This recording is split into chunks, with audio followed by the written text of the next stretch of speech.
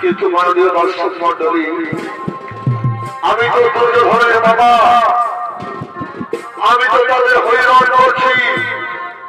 কেন তাহলে কেন আমি তাদের ধ্বংস চাইছি? কেন আমি তাদের বিনাশ চাইছি? এর করুণ কাহিনী কি আপনারা শুনতে চান?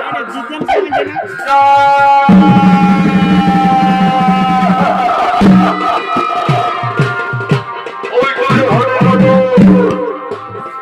দুর্যোধনের মতো আমরা ভয় আমাদের বন্দী করলো প্রতিদিন একজনের খাবার দিল, সেই খাবার আমরা সবাই মিলে ভাগ করে খেতাম। তখন আমাদের পুত্র বলল, শুনে পুত্র, এইভাবে তো আমরা সবাই মারা যাবো। যে কোনো একজনকে বেঁচে থাকতে হবে, যে নিতে পারবে প্রতিশোধ। আমি নিলাম সেই দায়িত্ব। চোখের সামনে আমার ৯৯ ভাই ও আমার পিতা মারা।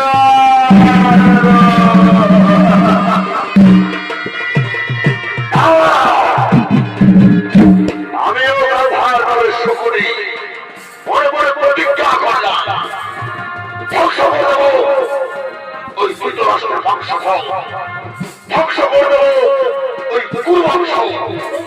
তাই তোমার পিতার অস্ত্র দিয়ে আমি তৈরি করলাম পাশা।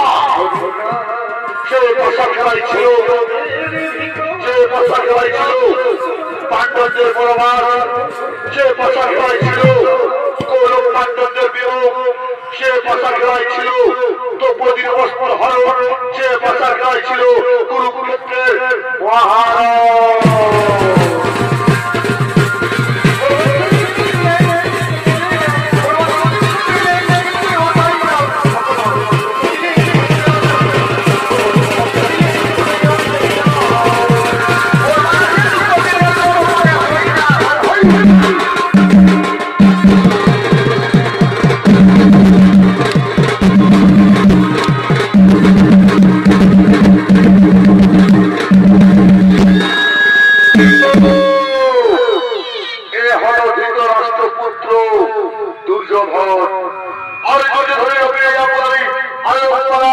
সুসজ্জিত মহান মঞ্চে সৌনিত অভিনয় করে দেখাবে। এই হলে আপনার আমার সকল জাতি সুপরিচিত সুনামধন্য নৃত্য শিল্পী মন্তেশ্বর যোগী।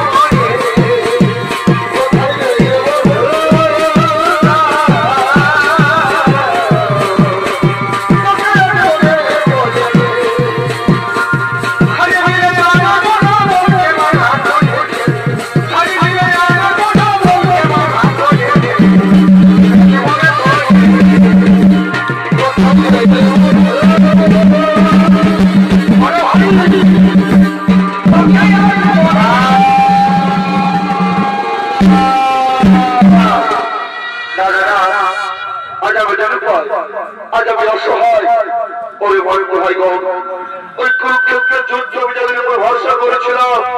গুরুদেব দ্রোণাচার্য আজ বিষ্ণ দুর্গের হাতে পরাজিত হয়ে গেল। তাহলে তবে কুরুক্ষেত্রের যুদ্ধে জয়লাভ করতে পারবো না। কে হবে আগামীকাল আমাদের সেনাপতি?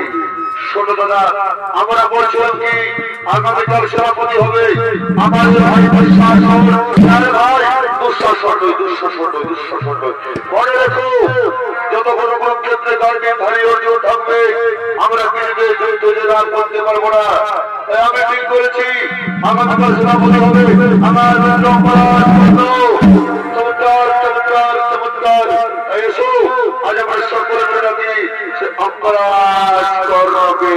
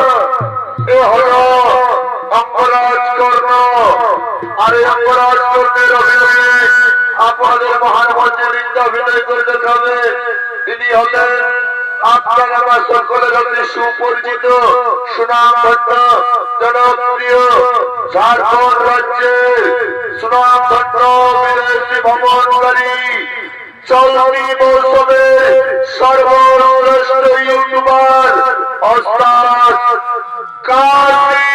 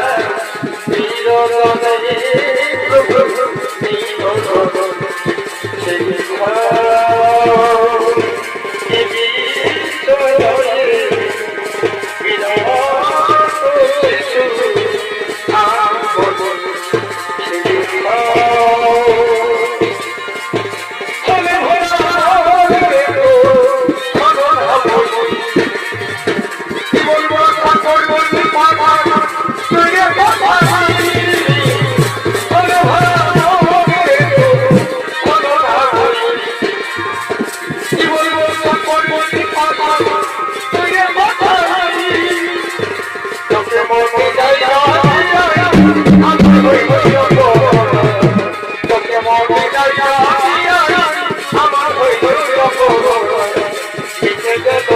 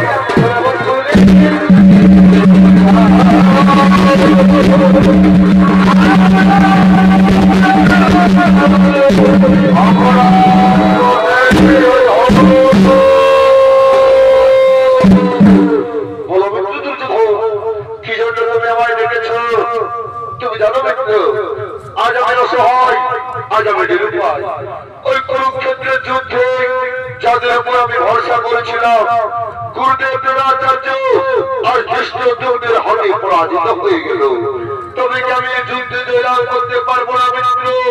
তাই আমি ঠিক করেছি আগামীকাল সোনামণি হবে আমার চমৎকার বন্ধু। আমি তোমার ঋণ কখনো শোধ করতে পারবো না। সবাই যখন আমাকে শুধু পুত্র বলে অপমান করেছিল, তখন তুমি তো আমাকে মিত্র করে অঙ্গরাজ্যের রাজা বানিয়েছিলে। তাই তো আমি সবার মধ্যে দাঁড়িয়ে তোমায় কথা দিলাম মিত্র, ওই অর্জুনের বর্ষকে আমি তোমার মত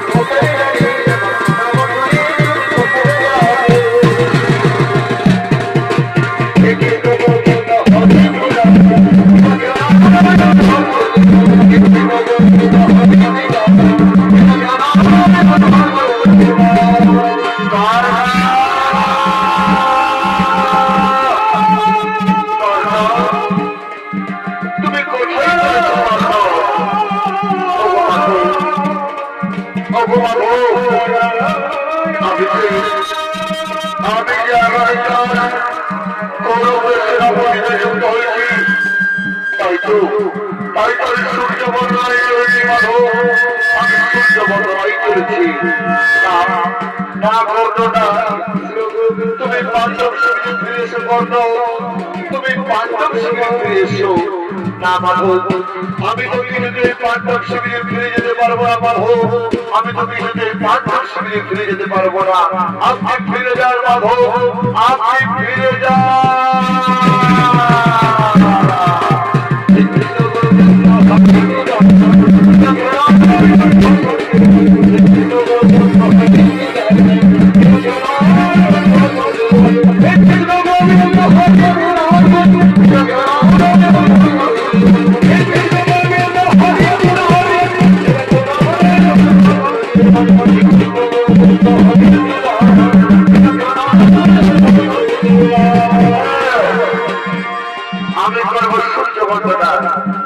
আমি করবো সূর্য বন্দনা।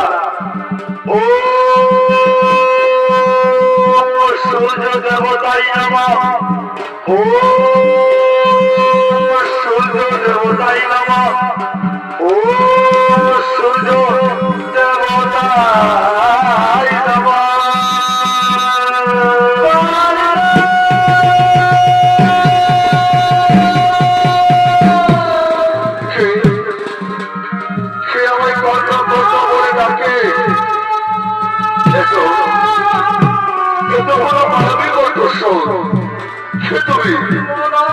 একটিবার আমার সামনে এসে দেখে দাও, একটিবার আমার সামনে এসে দেখা দাও দাদা।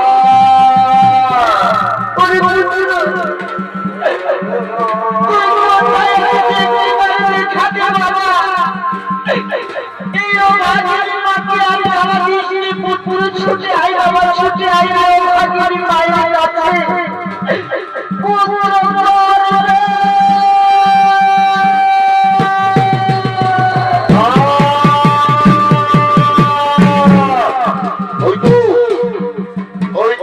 সেই কণ্ঠস্বর, এই কণ্ঠস্বর শুনে মনে হচ্ছে যুগ যুগ ধরে তার সাথে আমার কোন সম্পর্ক রয়েছে।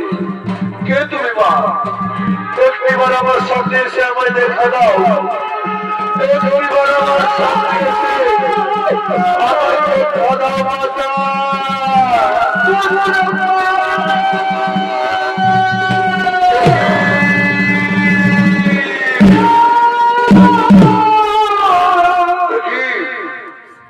অর্জুন জননী পাণ্ডব জননী পুত্রী প্রণাম প্রণাম তব চরণে মা সতপতি প্রণাম। আর কিছুক্ষণ পর শুরু হবে তোমার পুত্রের সাথে আমার মহালোক। এমন সময় তুমি কেন এসেছ মাতা? ওগো অর্জুন জননী পুত্রী, ওগো পাণ্ডব জননী পুত্রী, পুত্র তুই বারবার আমার অর্জুন জননী বলে ঘোষণা করিস না। তুই বারবার আমার পাণ্ডব জননী বলে ঘোষণা করিস না পুত্র। মা অর্জুন জননী কি অর্জুন জননী বলবো না কি বলবো? মা পাণ্ডব জননী কি পাণ্ডব জননী বলবো না কি বলবো? ওরে পুত্র তুই কি জানিস কে তোর জন্মদাত্রী মা? কে তোকে 10 মাস 10 দিন গর্ভে ধারণ করেছে? কে তোকে পৃথিবীর আলো দেখিয়েছে? তুই কি জানিস পুত্র? মা আমি জানি না কে আমার জন্মদাত্রী, সে আমার গর্ভধারিণী। তবে আমি এটাও জানি না কোন ভাগিনী নারী আমাকে জন্ম দেওয়ার পর ওই নদীর জন্য ভাসিয়ে দিয়েছে।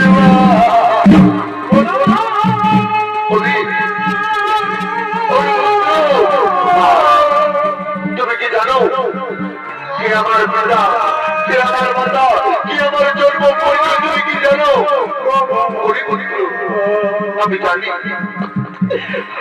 পুত্র কিন্তু মা কে তোকে জন্ম দিয়েছে, কে তোর গর্ভধারিণী আমি জানি। তাহলে বলে দাও না কি আমার মাতা, কি আমার জন্ম পরিচয়? আমাকে বলে দাও না মাতা, কে আমাকে জন্ম দিয়েছে? আমাকে বলে দাও না। ওরে পুত্র তারা তুই শোন, কে তোকে জন্ম দিয়েছে, কে তোকে 10 মাস 10 দিন গর্ভে ধারণ করে পৃথিবীর আলো দেখিয়েছে? পুত্র তুই শোন। ওরে পুত্র তোকে যে জন্ম দিয়েছে, তোকে যে পৃথিবীর আলো দেখিয়েছে পুত্র সে যে আর কেউ নয়, এই অর্জুন জননী কুন্তি।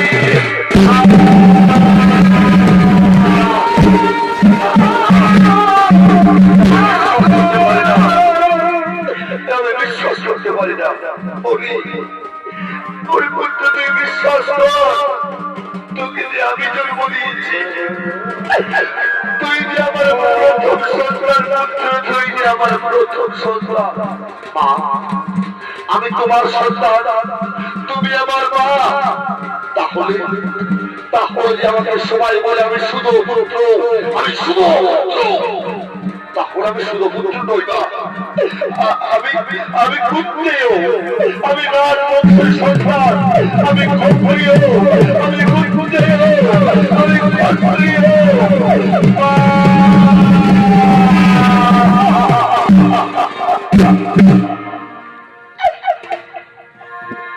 এই মানব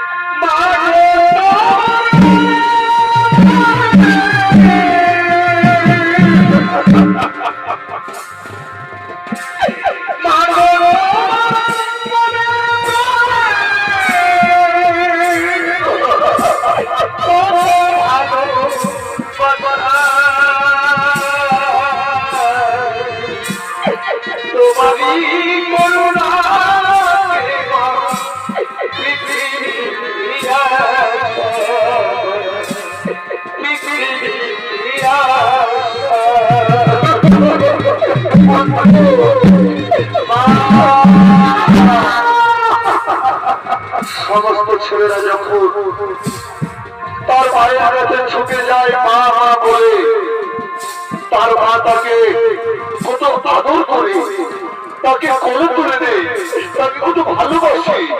তুমি আমায় আদর করবে না মা, তুমি আমায় আদর করবে না?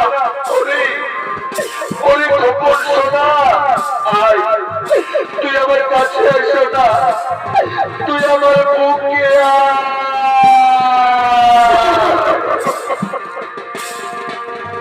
আয় সোনা, বুকে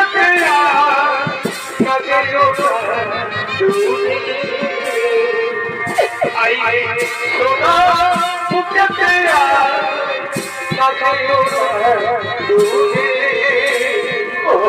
তোর হাসিতে আমি তোর খুশিতে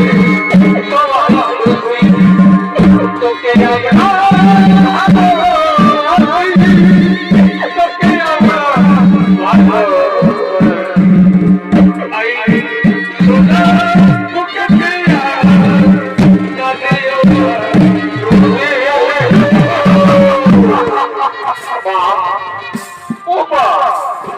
আমি তোমার গর্ভে জন্মনিও, আমি কেন তোমাকে চিনতে পারলাম না মা? আমি তোমার গর্ভে জন্মনিও, আমি কেন তোমাকে চিনতে পারিনি মা?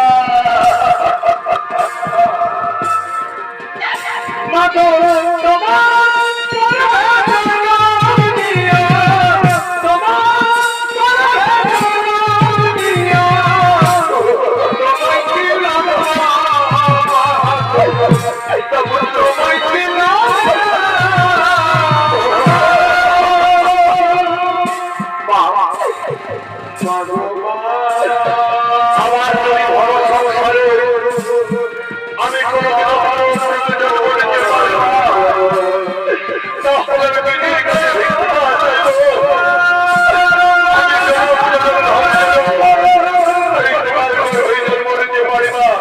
আমি তোমার কোলে যেন ফিরে আসতে পারি, আমি যেন তোমার কোলে ফিরে আসতে পারি না।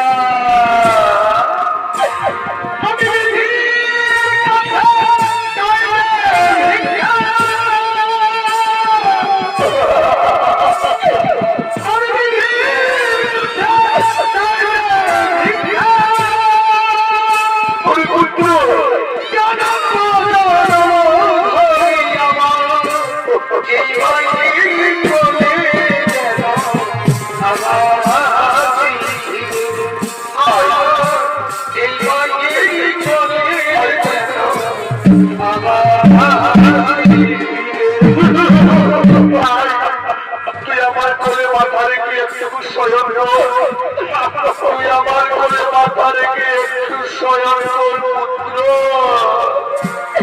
মায়ের এই ভবন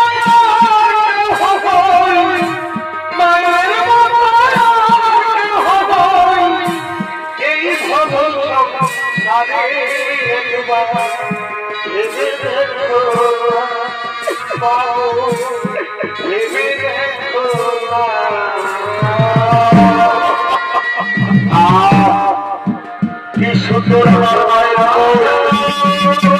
কি আমার এই মায়ের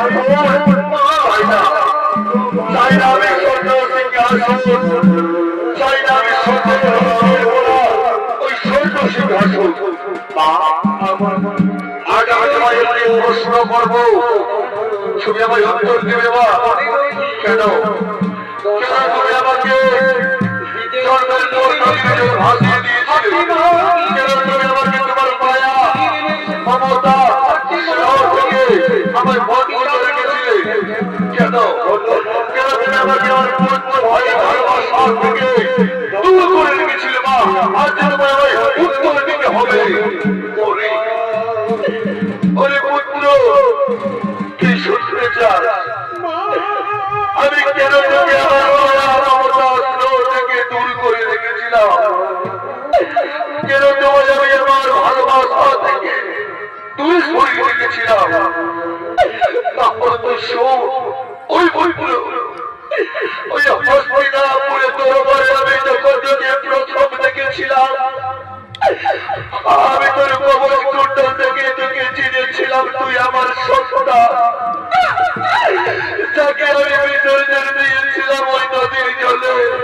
ওরে পুত্র, হস্তিনাপুরে অস্ত্র পরীক্ষার দিনে সবাই যখন তোকে সুরপুত্র বলে অপমান করেছিল, তখন আমি উঠে বলতে পারিনি না, সুরপুত্র নই, আমার সন্তান ক্ষত্রিয় কুটকুটেও আমি বলতে পারিনি। কারণ আমি তোকে যখন গর্ভে ধারণ করেছিলাম, আমি তোকে জন্ম দিয়েছিলাম আমি যে কুমারী ছিলাম।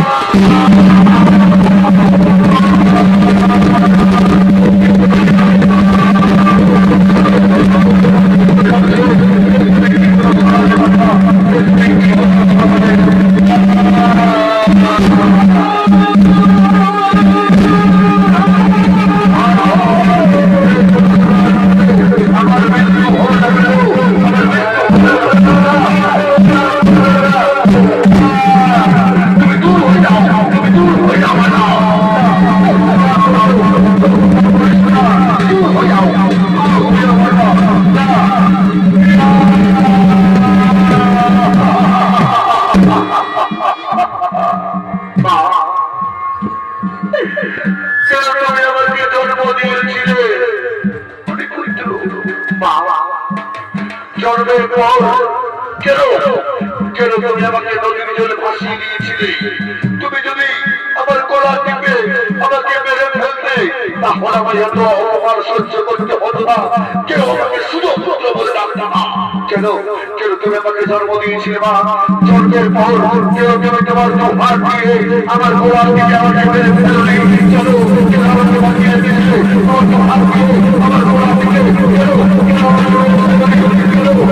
আমাকে জন্ম দিয়েছিল।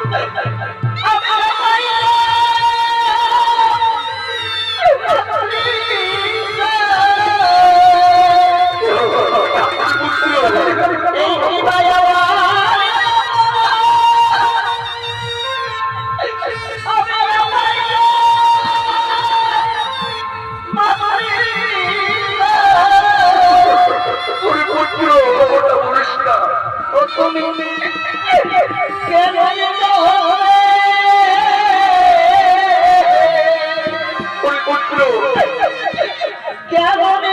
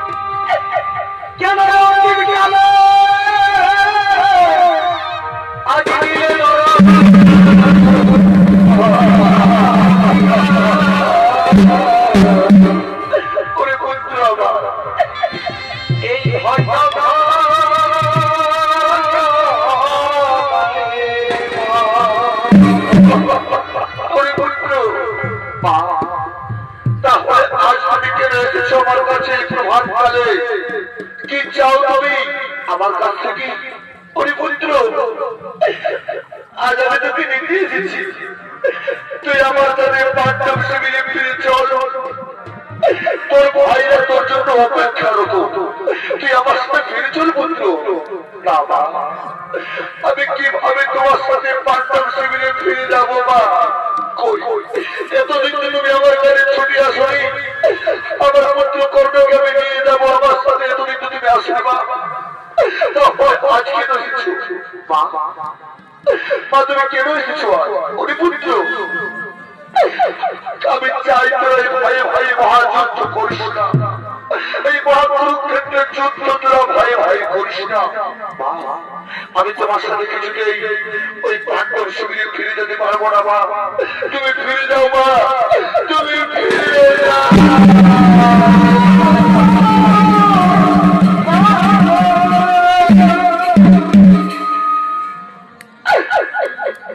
এই মাকে সফাবে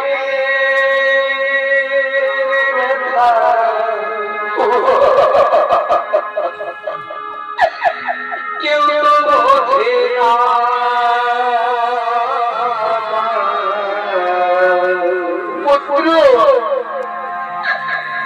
এই মাকে সফাবে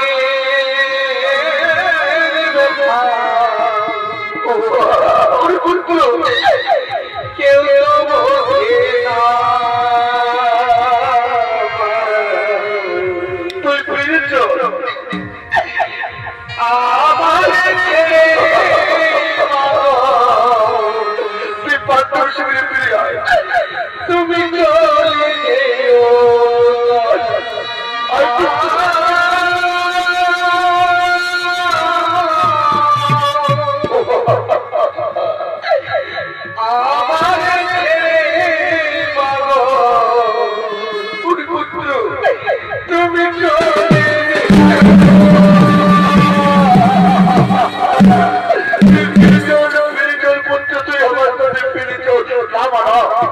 আমি তোমার সাথে ফিরে যেতে পারবো না, আমি তো বললাম সবাই যখন আমাকে শুধু পুত্র বলে অপমান করেছিল, ওই দুর্যোধন আমাকে মৃত্যু করে অঙ্গরাজ্যের রাজা বানিয়েছিল।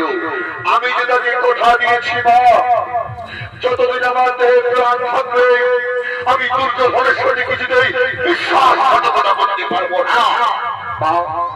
তবে আমি তোমায় কথা দিলাম, এই শরবত বলে তোমায় পঞ্চজননী বলে জানে, তুমি পঞ্চজননী নামে খ্যাত থাকবে ধরণী মাঝারে। আমি তোমায় কথা দিলাম মা, ওই কুরুক্ষেত্রের যুদ্ধে আমি আমার চার ভাইকে পারবো না, যে করে অর্জুন থাকবে ওই অর্জুন থাকবে, না হয়ে আমি থাকবো না। আমি তোমায় কথা দিলাম, আমি তোমায় কথা দিলাম।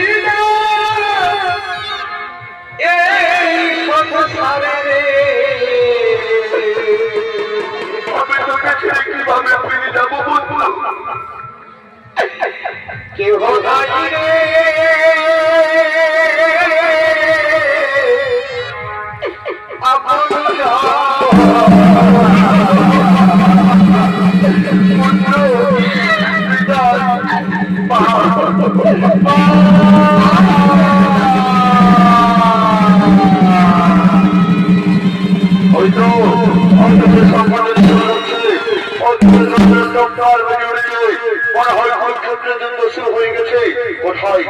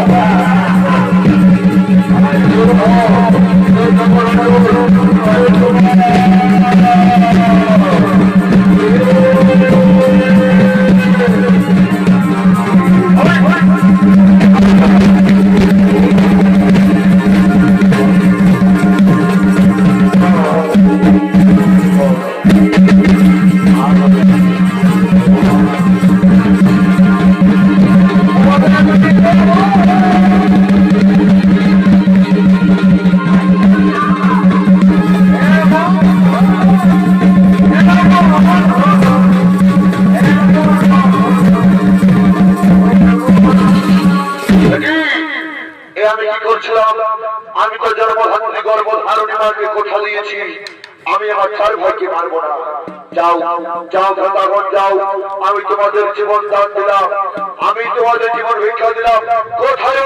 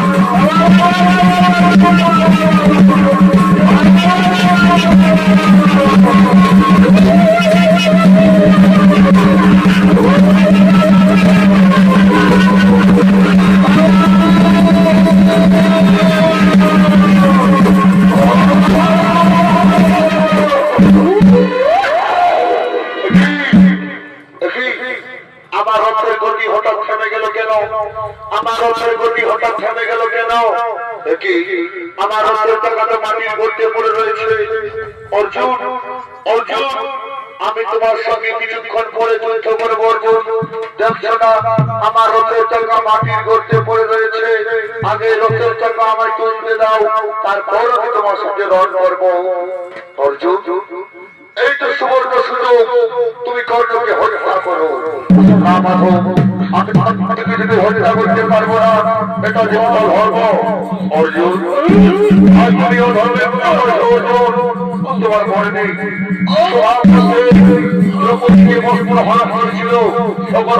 ছিল তার ধর্ম। অর্জুন তোমার মনে নেই তোমার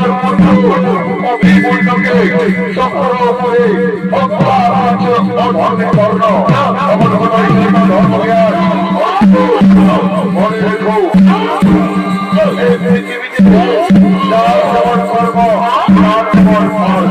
তুমি কর্ণকে হত্যা করো, এতে কোনো পাপ নেই। তুমি কর্ণকে হত্যা করো।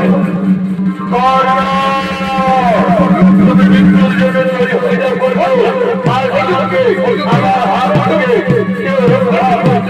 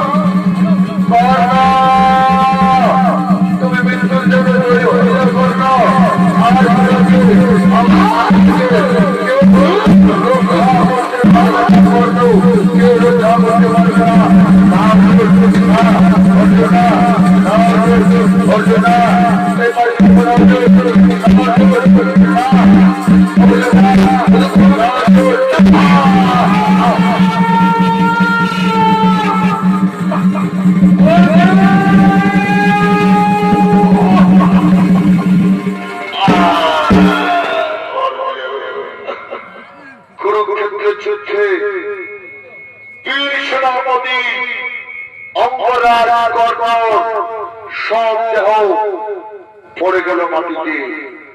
আর এদিকে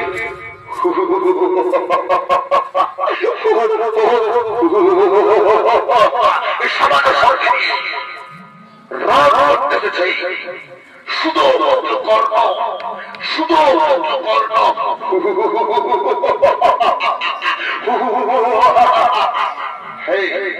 আজকে যুদ্ধ আমি জয়লাভ করছি, এই আনন্দের খবরটি আমি আমার মাতা ও চার ভাইকে পৌঁছে দেবো। মাতা তুমি কোথায়? আজকে যুদ্ধ আমরা জয়লাভ করেছি। মাতা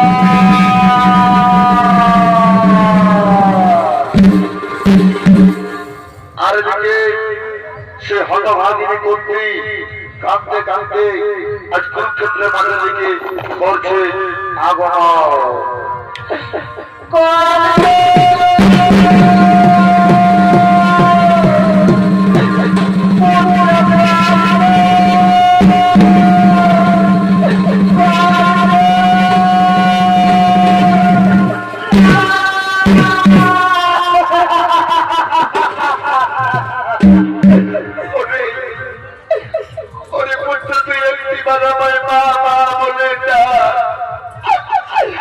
তুই আমাকে ছেড়ে দিয়ে কোথায় চলে গেলি পুত্র? তুই আমাকে ছেড়ে দিয়ে কোথায় চলে গেলি?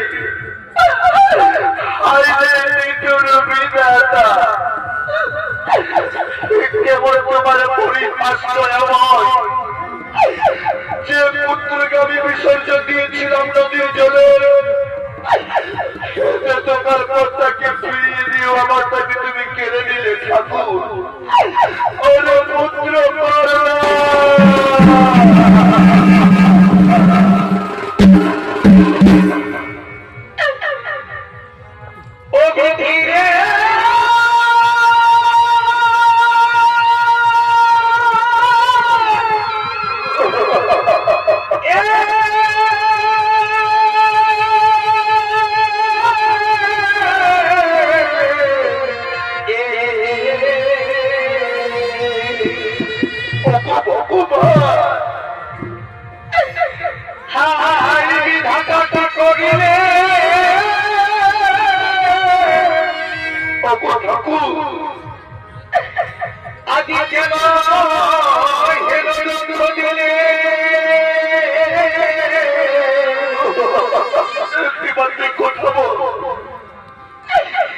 আমার বড়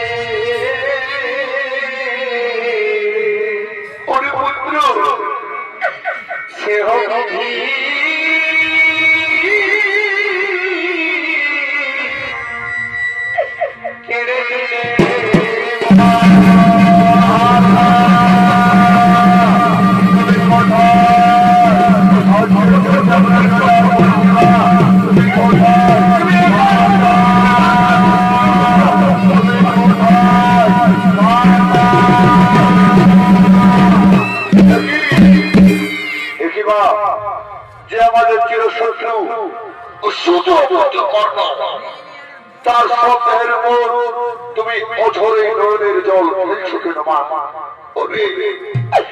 ওরে পুত্র, যাকে তোরা চিরকাল শুধু পুত্র বলে মনে করেছিস, যাকে তোরা চিরশত্রু বলে জেনে এসেছি, সেটা যদি চিরশত্রু নয়, সে আমার জ্যেষ্ঠ সন্তান।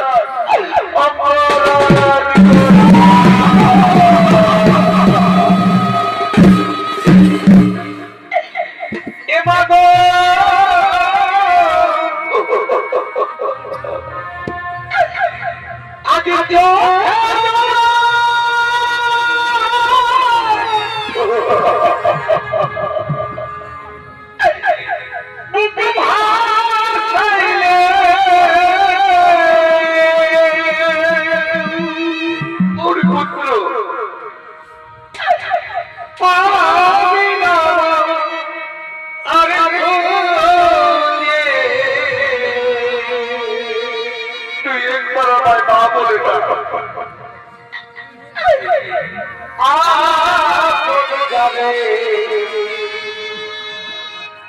ভাবি বাবা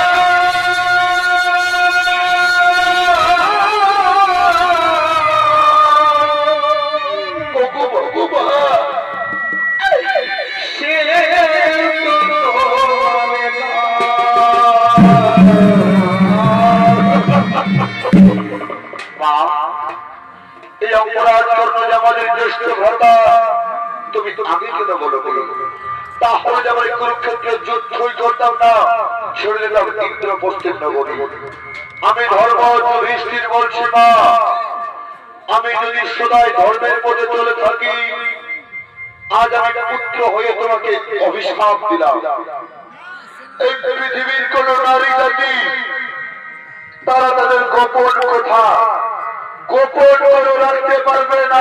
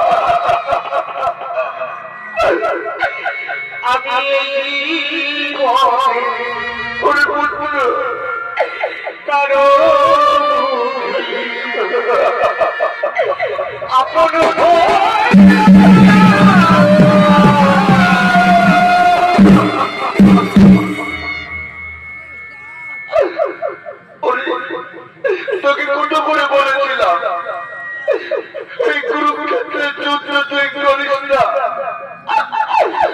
আজ আমাকে তুই একা করে দিয়ে চলে গেলি পুত্র আজ আমাকে তুই একা করে দিয়ে কোথায় চলে গেলি পুত্র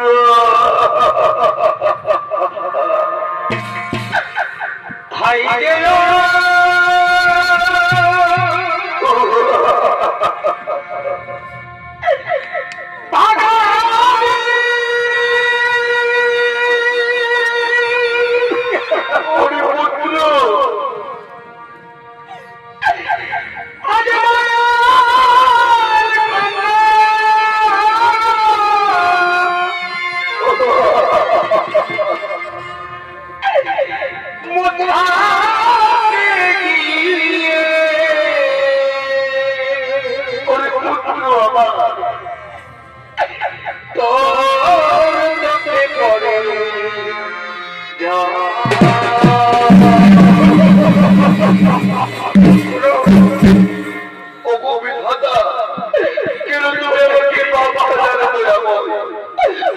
তুমি আমার পুত্রকে কিনে দিয়ে আমাকে পাগল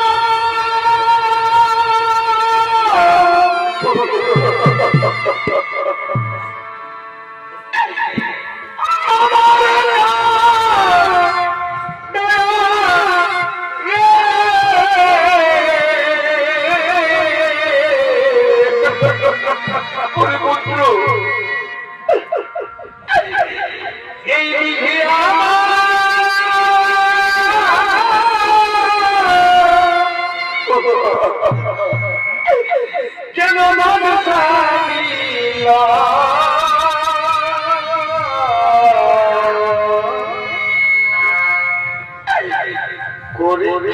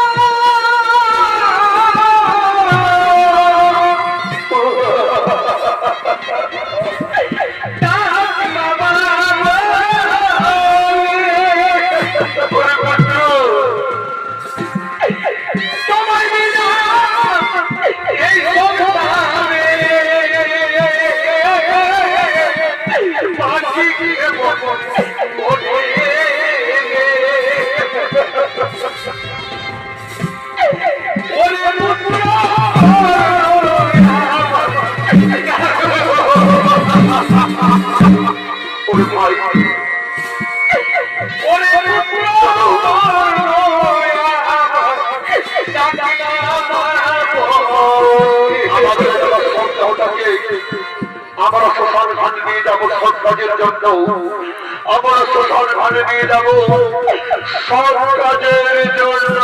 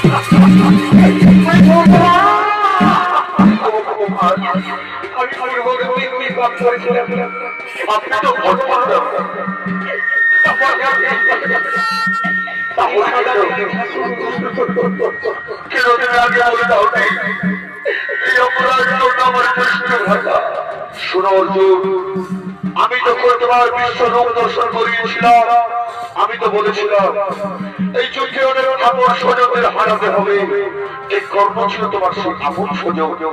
অর্জুন, বস্ত্র যেমন পুরানো হয়ে গেলে তাকে ত্যাগ করে নবীন বস্ত্র ধারণ করতে হয়, তেমনি বিধাতার লেখা আর নিয়তির পরিহাস কোনদিন খণ্ডন করতে হবে।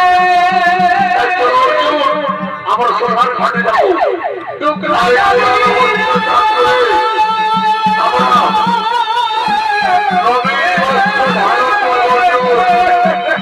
নবীন বস্ত্র ধারণ করবো।